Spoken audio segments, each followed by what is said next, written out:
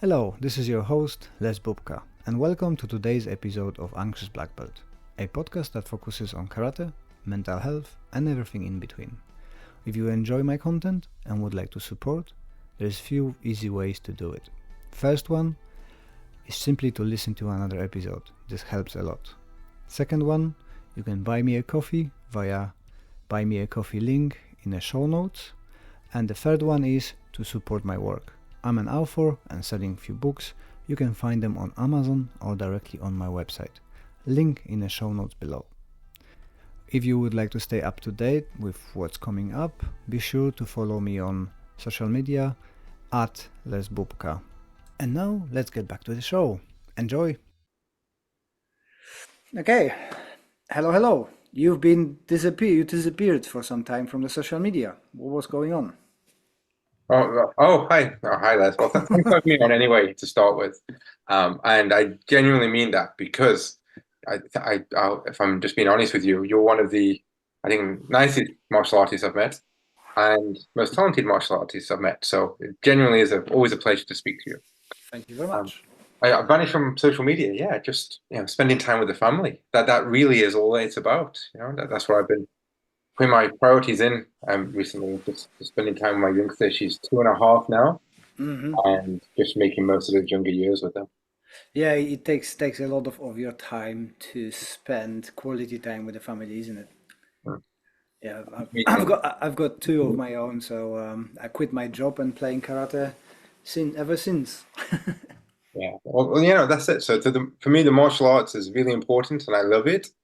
But it's always going to be there, and I'd rather spend a bit more time with my kid than be on social media all the time. And also, I find social media such a minefield of information. There's so much on there. It's very easy to get caught up with spending a lot of time on social media. So I do my best to try and avoid endlessly checking social media and going on it all the time and posting things. hmm Although it's more trying to not to, I have to bite my tongue a lot with a lot of stuff I see and hear. So it is, and I'm not always the best at having that self-control. So if I'm offbeat and I don't see it, then then I'm usually a bit more healthier and spreading a bit more of a positive message. Yeah, Um, recently become a bit of a shithole, to be honest. I kind of withdrawn from most of the groups because you can't post anything which is not within line of that group. Whatever you say different, people get really upset and really arsy about it. mm, And in my opinion, we should all be able to express our versions of karate or take on it without being kind of crucified straight away. So for me, if I didn't have to promote my stuff, I would be off the social media completely. yeah. I'm kind of the other way around. I think I need to promote and market my stuff a little bit more, so I need to go into a little bit more. But it's about the way you put your boundaries in place, I think, on your social media. So, well, the way I find it is, and it is a two-edged sword. So, when I post things, or if I'm willing to put stuff online on social media, I accept that other people have a right to question what I'm doing. I think Mm. that if I'm going to stand there and say this is the way it should be done, or this is something to do, then I have to accept that other people can disagree and I have the right to say why I'm doing is wrong. So I get that side of things, but I also realize that a lot of people who make those comments don't understand the game we play on social media. Mm. And this isn't my analogy, and I can't remember who I took it from. So somebody out there will have to get the credit for this. But the way I see when we post things on social media is it's like looking through a keyhole into a house and for 5 seconds, and you see part of the hallway inside through the keyhole, and then people judge the entire house on those 5 seconds through this tiny microscopic lens, and that's what bugs me because people don't look at the greater picture or the bigger picture. um, I like that analogy yeah. because people are um, really not interested to have a bigger picture. They don't want to do research. I find it that recently actually had a couple of people demanding for me to prove something. Well, you don't agree with it. oh, you need to prove you've done competitions. I done a competition. There are video on my channel. Send me the links. Well, type it in a search engine and it's gonna show you.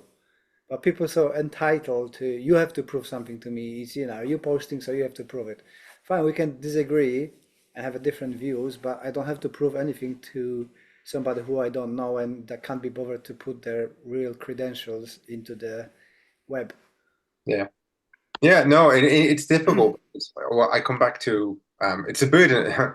I'll borrow a legal phrase for a second. It's the burden of proof, right? So, who's the burden of proof on when you post something online? Is some people think the people comment think it's your burden to prove what you're doing is correct. Mm, Um, and often the people who make these claims or say something's rubbish, they don't bring anything to back up what they're saying either. mm, So and it's both sides playing this game of, well, without any, you can say what you want, but until you can prove it, it's meaningless. And that works again. That works both ways. But I think the frustrating thing is you're just showing some of the art you love online for 90 seconds, mm. and people get really offended by it. It's really strange. This is a really weird thing. I had a thought for a while. Can you imagine if I started commenting on, I don't know, tennis tutorials and Mm. say, oh well, you wouldn't play like that in a real, in a real game, or even worse, replying and saying, oh, that wouldn't work in a fight. It's like, well, of course it wouldn't. It's a tennis drill.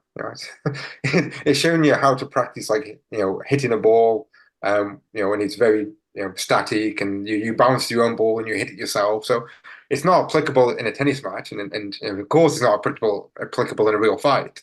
But everything a martial artist shows online these days has to, work in the street, and has to be unscripted, full contact violence for it to be Mm. anything which is approaching what people would accept.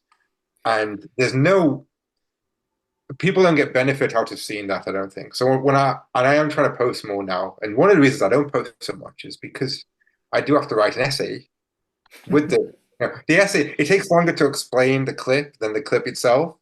Yeah. And I still get people who make comments, and luckily I've been doing it long enough that I know the most common comments.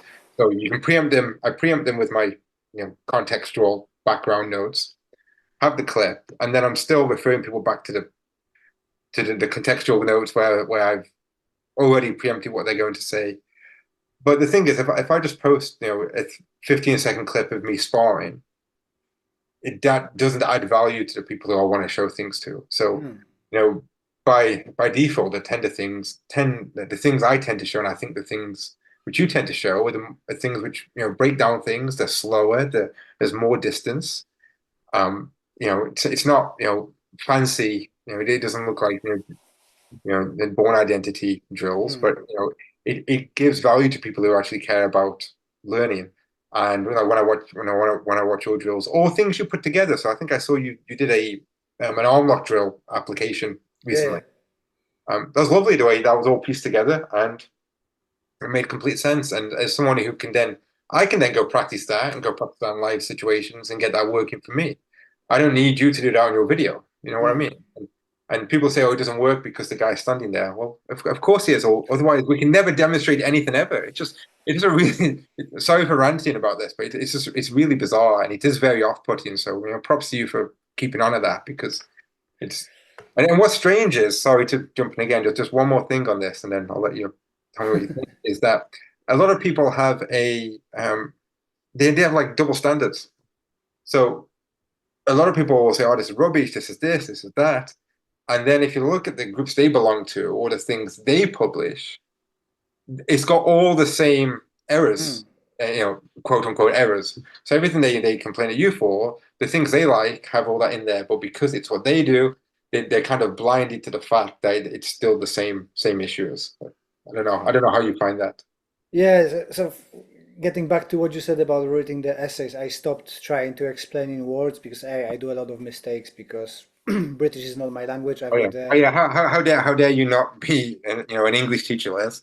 Um, yeah, my it's got my no effect on your martial arts skill whatsoever. But we've got to pick at something, haven't we? That's the yeah, and my autocorrect seems to be against me as well, so it constantly changes things to what I didn't want. But people don't read, more than two words, and people are not interested. People don't listen with their voice on anymore. So now I started putting the subs what I'm saying, and if I catch the mistakes, I correct them. If not, I leaving them, which causing hilarious things. But yeah, you show things to people in a manner of a display. They complain, oh, he's static. He doesn't fight back. You put something from a competition. Oh, it doesn't look like one from the kata. yeah. It's sloppy. It's Yeah, yeah. Yeah. yeah, you try to show a concept. So I had a one going from a uchiuke to sotouke as a Hmm. throw, but I was just showing transition. But people start picking, oh, you didn't throw him properly. Well, he's a white belt. He never been thrown about. Why should I do that? I'm just showing you transition. So I eventually, that those two clips, the worst clips I posted went viral, like 150,000 views and stuff, Oh. and people picking on it. I'm doing like the funny thing is that when I think the clip is superb, it never gets the views. Mm. If I think it's rubbish, it always high. So I Yeah. just stop thinking about it now and just post whatever. Plus the trolls really boosting the algorithms. So more trolls around, the more books I selling. So I'm happy with Yeah. it. Yeah, I think that's that's a nice way of looking at the positives from that. But Mm. you're right there. So I think that happens a lot in different kinds of scenarios too. I mean, I don't get the views I think you get, but the same idea. So I'll post something well the way I usually do it. I'm not that organized to be fair. What'll happen is I record a lot of what I do, mainly so I can remember what I've been doing and what my Mm. students have been doing on reflection, if I watch any of that back and I think, oh, that's quite interesting, or I haven't seen that online, or I've seen some things which I don't like, which aren't my cup of tea. But this is an example of what I would do instead. Then I put it out there usually, Mm. and it tends to be the things I think are most interesting and most beneficial are don't get that much attention. And some of the things I don't think about at all, or I'll just throw out maybe because I'm not because I'm bored, but because oh, this is a nice quote, or this is a nice little Mm. clip of me hitting the bag for 3 seconds, and then that gets way more attention. So it's quite interesting. Sometimes what I think and I think what you think is people are gonna like, they don't, and then the things we're not that interested in, other people really pick up. Yeah, it's very, very strange dynamic, but hey, oh, well, it is what it is. Some people master it sooner than us, others later than us. So, just keep plodding and it's gonna be good. It's really nice to see that you're posting a little bit more now because it was like there's quite a few of my friends who withdrawn from social media for some time, and it's the people who've got the valuable things. The people who put rubbish, they are relentless, like myself.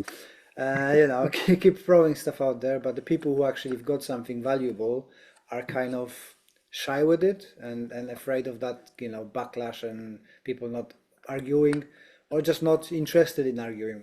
That's probably the biggest No, case. no, I think that's fair. I appreciate the words there. So you're right in two senses. So one is I wouldn't say some. It might be a form of imposter syndrome sometimes, but I do think often, why would anyone care? Mm, Uh, I do tend to remind myself, look, if one person cares, that's enough. And I really mean that. And I'm very happy. I mean, my students who I teach at the moment are amazing. There's a small group of them, less than 10, but been mm, with me for a long time now. We have very good sessions together, and one of my highlights of my week is teaching my seniors, and yeah, and then for online, I think you're right. I think one of the things which pushes me more to do more online is, like you said, there's a lot of bad people doing a lot of bad stuff online, and they're doing a lot of it, and there's a lot out there. mm. And that tends to be I'm more I'm more motivated by trying to counteract that than I am than doing it for myself. So when I see a lot of bad stuff out there, again, I'm not the kind of person I try not to be to attack the negativity because it's not nice. I wouldn't want somebody to do it to me. and I might be misunderstanding the whole situation. So I might be looking at somebody, who's doing a lot of content. I think a lot of it's bad, but again, I still have to appreciate I'm looking through that keyhole for 5 seconds at a time. So it might be the case that what they post online is just their bad stuff, unfortunately. And they might be great people. They might actually do great martial arts in person. I've never met them. So I'm hesitant to comment and to, try and bring someone down because that's not what I want to do. But that does then, you know, give me that push and urge to counteract that with hopefully some more positive, some more useful, and some better karate. So yeah, you're right. That's a good motivator to get back out there and do that. Um, Yeah, I've got the same policy. So if I see something which I don't like, I watch it. I think what I think about it, but I don't go and comment and bring people down. It just looks bad on me. If I'm going and spread the hatred there, it just doesn't look good at all. So I like to look on the positives and maybe do my video how I would like to do it and why I would do it this way. But everybody's got their own ways, and I moved kind of from being very against the Mac dojos to let them live. People, the coaches and the students are in agreement that that's what they like as a physical activity, and they're moving, they're getting healthier, they get benefits from it. If they're not going around and saying they are super martial artists or self-protections, it's all fine. I don't use a self-protection tag, self-defense. We don't do that. We do in sports, and I'm happy with it. And whatever other people think, I really don't care. Yeah. I think that's a very, that's a very honest way of. It goes back to what I said at the start, and again, I don't want to. I'm not here to suck up to you here, lads, but I think that's a very rare trait for somebody to, say what you say, and that honesty is, it's admirable. And the only time I do step in, and because I think it's genuinely important and has because it can have consequences on people's lives, is when people make self-defense claims. So legal claims about what you can and can't do. Um, and there's a lot of that going on at the moment. A lot of that going on in terms of I don't know what your advertisements are like, and maybe this is what gets marketed to me. And you can have a look into my psyche on this. But I get a lot of self-defense weapons advertised to me on social media, on Amazon. So, umbrellas with spikes at the end, um, Mm, sprays which aren't pepper spray. They're like dye sprays, so they're identifier sprays, mhm, um, and things like that. So they're all these kind of like self-defense weapons, and people think they're entitled or they're legal in the UK when they aren't. mm, No matter what the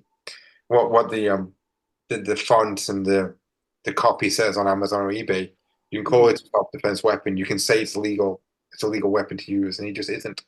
And I see people using that. I also see a lot of videos, which are most videos we see posted are out of context, right? So mm. if someone's demonstrating something or they're showing some kind of techniques, there's never usually a context. You can kind of guess from maybe the clothing. So if they're in if they're in martial art uniforms, you assume it's some kind of martial art based competition like sport or consensual combat, and then you see people outside in jeans and jackets and they're doing these like night defenses and things. Mm, On the ones where it's not entirely clear what the context is, sometimes you see things which I see as dangerous in terms of what's legally allowed. So you'll see like multiple head stomps or purposely following up and attacking people. On those kind of videos, I do tend to jump in and make a little comment. mm. Nothing negative to the video, but I'll say, but in terms of, self-defense law, this seems like it might be a bit above and beyond what you're legally allowed to do. Yeah. Because I think that's a place where I've got a bit of expertise and I'm not knocking what's been done. I'm just highlighting for people who can't see the context that maybe if this was a real scenario, and you're in the England and Wales because that's where my again geographically, confined as well. So I'm like, if this happened in England and Wales and you did this, I would be hesitant to say you've acted within the law. I'll say something like that just to make people think and just to make it clear that just because someone says they're doing self-defense doesn't mean they are. Yeah. And if those who of you will start listening on our new platform and wondering why Lee is talking about it and commenting on it, it's because he's got a good reason. He is a author of, I don't know if you can see it. I think Zoom doesn't want you to see it. Yeah. UK Self-Defense Law by Leigh Simms. Hons, LLB Hons. I don't know what that stands for, but honors, right? Yeah. Honors degree. So Honors degree. Okay. it just means Well, I spent some time at university and ended yeah. up with a certificate at the end. Yeah, Lee's got the expertise of talking about the law, and this is why we're talking to Lee. So, So all those weapons in UK are not legal, right? So I don't know if it's true. You can clarify that. But if sure. I've got a stick in the car and I say this is for self-defense, it's illegal. But if I got a stick as a walking stick, that's legal, right? I'll give you the brief answer because every scenario which comes to you like this, there's a short answer Hmm. which as a lawyer I avoid saying Yeah. because people will not listen to the rest of it. So in theory, yes, but the reason why is probably more important and gives you more context, right? Hmm. So it's illegal to carry an offensive weapon. Hmm. So in the UK or England and Wales, we have this concept of an offensive weapon, and it's anything which is made to be a weapon. So, and anything which is specifically made to be a weapon. And this is where I my alarm bells go off when people talk about self-defense weapons. Whether it's a weapon for self-defense or it's a weapon for just attacking people, it's something which has been made as a weapon. Doesn't matter what kind of weapon, a defensive weapon, an offensive weapon, an attacking weapon. It's a weapon. And under the laws we have in England and Wales, that's illegal to carry. It's also illegal to carry anything which has been adapted to become a weapon. So anything which isn't necessarily made to be a weapon, but has been adapted or modified. So that's the other one. And then the third one, which is kind of, I think, what we were almost alluding to there, is anything which isn't a weapon, per se, so isn't made to be a weapon, hasn't been adapted to be a weapon. So, for instance, a glass bottle which has been smashed and now it's jagged, that'd be, something which has been adapted for use as a weapon. But your third category of offensive weapons is something which isn't a weapon, hasn't been adapted to be a weapon, but is carried with the intent to be a weapon. Hmm. So if you're walking around with a walking stick and your reason you have that is so you're ready to attack people with it if they attack you, you're carrying an offensive weapon with you. Mm. There are, for certain kind of weapons, there are certain lawful excuses or reasons you can have them, maybe for religious reasons, that there's a workplace reasons. There are subtleties, but in general, yes, if you've got a stick in your car, and it's there in case somebody attacks you while you're in your car or while you're at the traffic lights, then in theory you're carrying an offensive weapon with you. Whereas if it's there with you because when you get out you need a hand walking around, then it's perfectly legitimate to have on. Mm. And as well, I think people forget in UK that they're traveling from different parts of the world. So, like myself, I'm from Poland, and there's lots Mm. of Polish people. And in Poland, law states that you can have for example, button. Mm. The extendable metal button, Yeah. but it cannot specifically. It's not a weapon if it doesn't have a heavy ball on the end, and that's Okay. in the law. So if you don't have a heavy object on the end, you can use it. But if it's got a heavy ball on the end, you can't use it. So everybody buys the one without, and you can carry it with you. So the kind of cultural and law differences in different countries get things more confusing because UK is such a hub for migrants to meet up Mm. and live here that people I think can't be bothered to get one of your books and read about it and educate themselves. By the way, if you want a book, they're going to be linked down below, so go and grab it from Amazon. They know familiar themselves with law and then thinking, oh no, that's legal in my country, so I can do it here. It's just for self-defense. Mm. Yeah, I mean that's one of the key things. So I don't travel a lot, but when I do travel, one of the things I check on is check on local laws, local customs, and just get it. I'm only there for a couple of weeks usually when I travel, so I don't need to know the laws inside and out. But it's worthwhile knowing the basics anyway. And Well, it's even enough for a cultural thing. So my friend went to one of my students. Actually, you met Gary. hmm, Gary went to Jamaica for holiday, and just before he flying, he learned that wearing camouflage trousers and stuff is not acceptable there. So he's like, "Oh, I actually packed for my sons two shorts in camo. So are we gonna repack now?" But if he wouldn't check, he would make a really big mistake. Well, maybe not huge mistake because I think they're used to it now to foreigners coming and not reading the law. But you can save yourself a hassle by just jumping on and have some basic customs and law in the country you're going. Yeah. And we get that internally as well. One of the battles I have as a teacher of self-defense law is we've had internal customs and internal culture which has propagated false myths or more or, propagating myths and false claims about what is and what isn't self-defense. So it's not even necessarily the other cultures coming in and carrying certain weapons because they're allowed to, and then it becomes the norm here, so people think you can do it.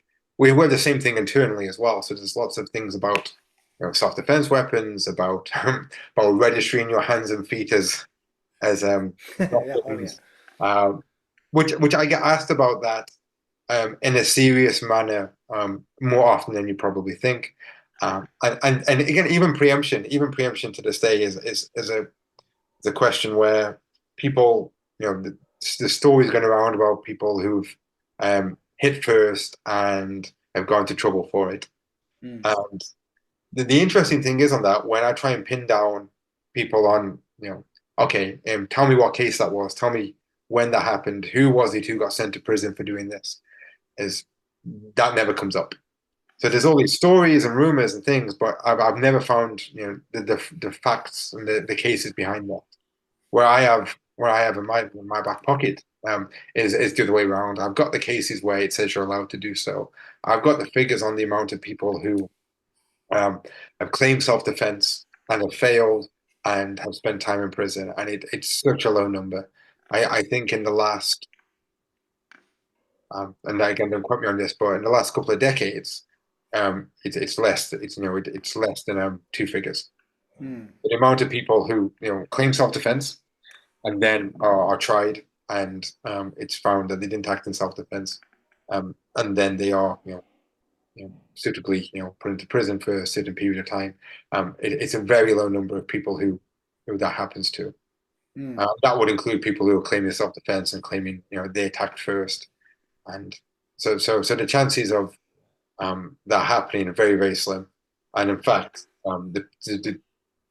despite what the press say, despite what social media says, despite what stories on your local pub say, I think we've got very good laws in the UK, and I think they are upheld, and the process is quite robust.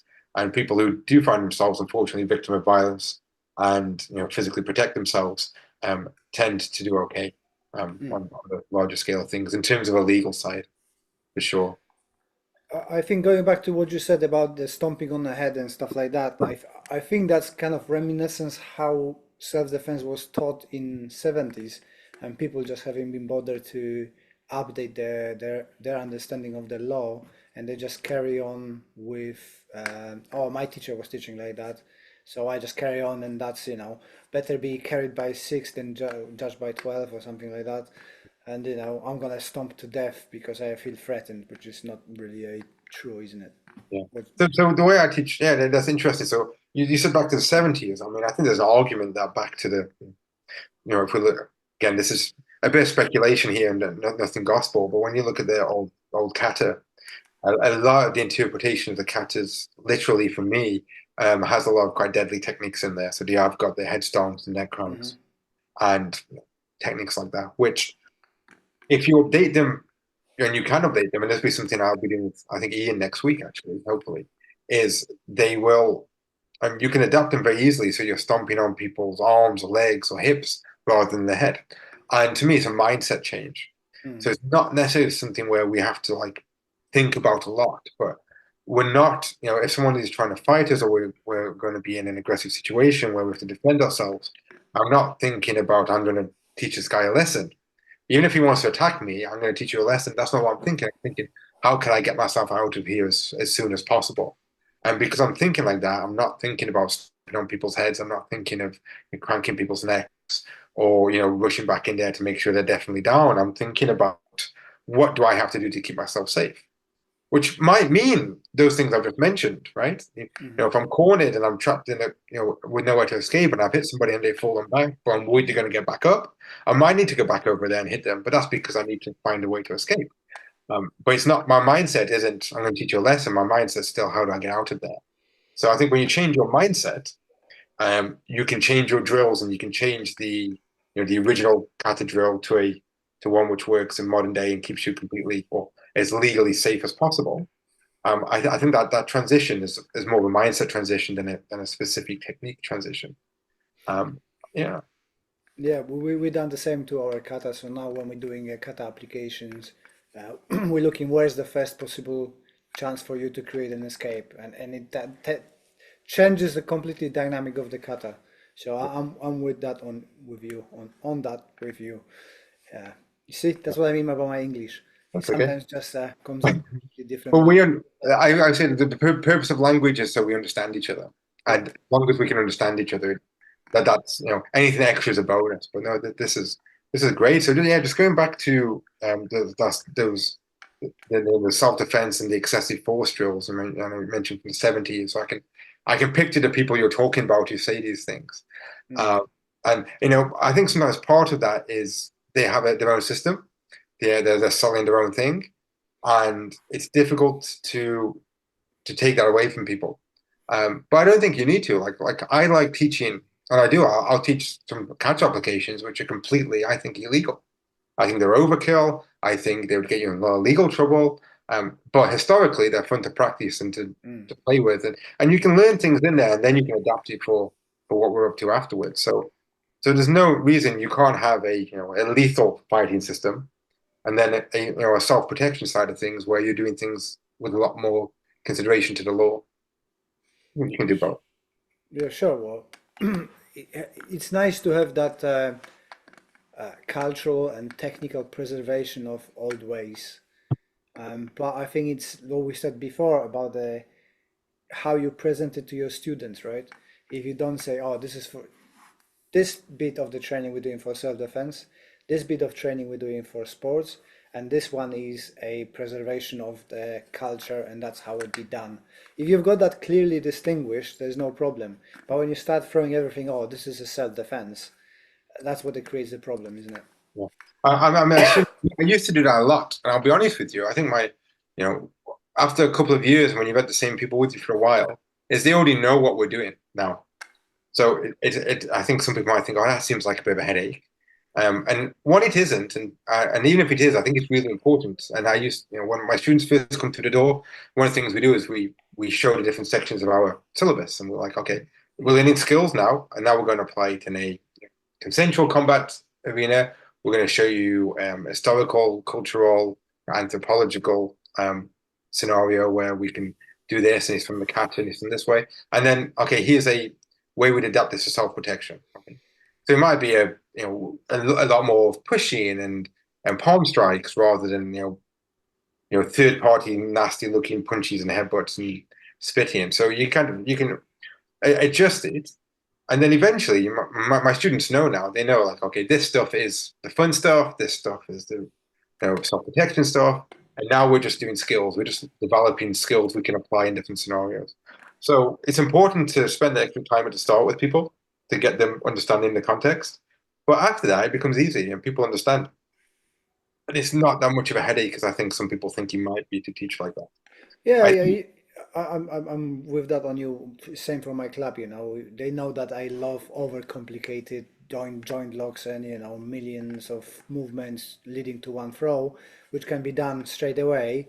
But we all know that it's a fun, and we have a session for fun now, and we're developing completely not needed skills, but fun skills. yeah. And this is why I enjoy the traditional martial arts and why I enjoy karate is that you can be a 5-year-old and learn this, right? You can be a teen. And I tell you, I really enjoyed the martial arts in my teen years because we had a competitive aspect to it. Hmm. So I don't teach it myself. I'm not in the loop with competitive martial arts. But if I run a full-time dojo and a full-time club, I would love to hire somebody to teach, teenagers and young kids, sport-based karate because I think they'd get so much out of it. And then you got, and as we get into like the young adults, and you can have this more self-protection and more practical based things. But then, well, once you've learned how to, I think Jamie Clubb said it and said it really well, is there's obviously layers to things, but self-protection should be able to be taught over a weekend. Mm. Should be able to be taught like a first aid course. Like here are your essential self-protection skills. And then after that, you should be having fun with the stuff. We've got 40, hopefully 40, 50, 60 years of practice in this. And if all you're doing is practicing for like a 3 second altercation, I think you're wasting your life, to be honest. If that's all you're doing, because there's so much fun, there's so much enjoyment you get out of martial arts. I too, from my Japanese jiu-jitsu days, love overly complicated arm locks, which Mm. are, you're turning your back on the person and you're facing the wrong way, and yet he can punch you in the back of the head. But you know what? When you're sparring and playing around and you get one of those arm locks on, it's so much fun. Yeah, very true. And it's easy to take that application of how to, pop an arm and lock an arm and then apply it in a different scenario, which is more practical. So you Mm. can develop and train around it, but sometimes doing the fun stuff is fun and keeps us training, keeps us coming back for more. Exactly.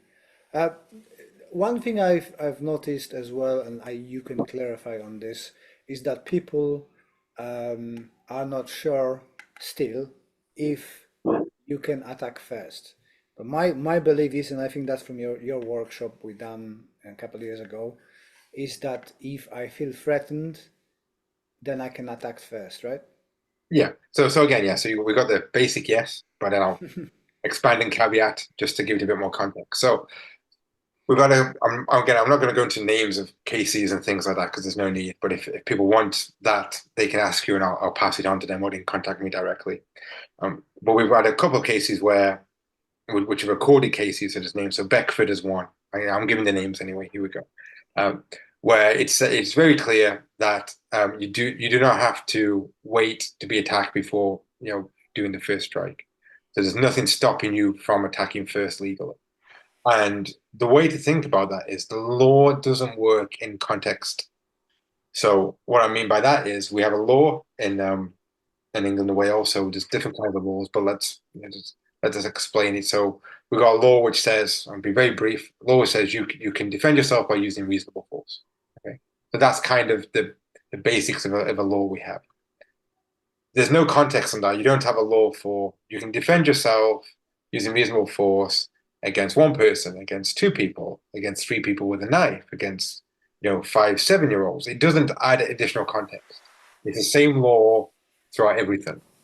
Um, the context comes later. So what that means is if we had a law which said, for instance, you are not allowed to strike first, okay, that would have to apply in every situation all the time.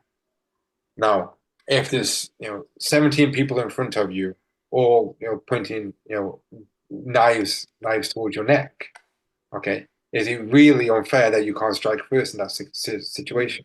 Of course it isn't. Of course you'd be allowed to. So the law can't say you can never strike first because there's going to be scenarios in which that's a clear given and everyone would agree. So the law says, there's nothing stopping you striking first, but you have to act reasonable. And how we get to reasonable, and we've got some cases which have given us examples of this happening before, is essentially if you think you are in immediate danger of being harmed with unlawful violence. So if someone is going to attack you and they haven't got a good reason to do so, i.e., it's not an obvious police officer trying to arrest you using reasonable force, but if you've just got somebody who's trying to harm you, someone trying to hit you, and you genuinely believe you're about to be hit, you are allowed to strike first. Mm. Now again, if they're a 12-year-old boy, okay, and your strike first is to hit them in the head with a baseball bat, that's probably not allowed, right? Because that's excessive in its own right. But if it's three people and they're threatening you and you hit one of them first, then that would be allowed. And then we bring those two obvious examples I made and we bring them closer to the middle and we get that one-on-one, man on man kind of situation people tend to be thinking about in this circumstance where you got one guy threatening another guy, he says he's going to hit him. As soon as the other person feels like they're about to be unlawfully attacked, they're allowed to strike first. Mm. I, I think people, at least what I came across, people are really worried about it, and I think that's very confusing for them. Can I hit first, or I have to wait because karate says, and I think karate culture doesn't help, right? Karate is for defense, so you will never keep, which is the karate nisente ashi or nashi. It's misunderstood, isn't it? Yeah, I think it's misunderstood, and I think I can't remember who wrote the book, but I think it's one of Finnicross's students Yeah, yeah, yeah. wrote a I got to my shelf here, wrote a explanation of the principles, the 20 principles, karate ni sentanashi is in there, and he explains that it's a ethical observation rather than a tactical decision, and it doesn't help with the codification of karate movements of punches and the tsuki, the geri, and the ukiwaza. Ukiwaza becoming blocks, and then when you look at the start of a lot of karate kata, they all start with these ukiwaza, these blocks. Hmm. You get this kind of like this myth and notion of you always block first, which is one, these aren't blocks all the Hmm. time. Not all katas start with blocks anyway. Uh, so even that doesn't add up. And then you have and so then you have this idea that karate is defensive. And unfortunately, it's people who've not experienced or studied real violence who bring out these myths. Because if you have studied real violence or you've been unfortunate to be, experiencing that, you'll realize how difficult it is to block anything. Yeah, yeah. And Action, actions beat reaction. Simple. yeah, easy. Um, Changing the subject a little bit, Sure. kind of to my area of expertise. But we talked about it last time about the martial arts impact of mental health. How's your vision or view changed since you've got a child? That's right. The vision of me. Okay, that's an interesting question. Uh, Where now karate and martial arts fits in within your mental health, self protection, or self care when you've got a child and it is sleepless nights and all the parenthood joys of having a young one. okay, yeah. I don't know if you've ever watched this will sound like I've not listened to your question at all, but I promise we'll get back to it. When I was growing up, I watched a TV show called Lost. Yeah, I've seen some. Yeah. Yeah. Well, there was one, there's this concept of a constant or this thing which is always in your life and is always around, and keeps you grounded. And for me, that's karate and martial arts. So in terms of my mental health, in terms of how it's difficult with a child. By the way, my child's amazing. I was just gonna say this on. You're one of those lucky I souls, right? Yeah, I mean, in terms of sleep, I think that was a bad example because my girl slept through the night, pretty much all the way through. We got so lucky with that. Um, but um, I think and also it's about habits too. So I think people have asked me before, like how long do I train? How much do I train? When I meet new people or I'm at a new work environment and they find out I do martial arts, people ask, "Oh, how often do you train?" Like, and to me, I'm training almost all the time because it's inbuilt. It's Hmm. inbuilt in me over the last 25 years is I just train martial arts. It's in my head. It's habitual the way I move, the way I do things, and it's definitely taken a back seat. So in terms of my identity, and I think making me happier as I spend more time at home, more time with the family, more time engaged with my wife and my child, than I do martial arts now. But the martial arts are still there, and going back to being a constant is whenever I need to clear my head, whenever I need to take a deep breath. I open the gates and I'm doing kata outside, and no matter what happens, is that's all good. Yeah, well, somebody's just wandering around, so I'm looking around. So, yeah. So when I walk outside, that's I get de-stressed, I get relaxed, and at least for those 90 seconds I'm doing that kata, as I'm calm again, and then you're just back onto life afterwards. Hmm. Yeah, you've been traveling recently. Did you manage to do any martial arts in? You've been in China, right? Yeah, in China, yeah. Did you manage to do anything there? No, no. So not in terms of going to the places and training. No, I mean there's a few. What's really interesting there. The culture over there for martial arts is really interesting because and fitness as well and health over there. Such a um, I think it was a government-led project to get people a bit more healthier and exercise. So in the evenings they have like community walks Hmm. where the community will get together and go for like a walk together. And then in the mornings people are out exercising a lot more. So there's a lot more people I see running. So I go for a run a lot more when I'm in China. And same with my in-laws. I've got a nice run where I run past the ocean down to a park. And at the end of the park they have a open air gym. So Hmm. there's machines which are they must be coated in some kind of paint to keep them rust free.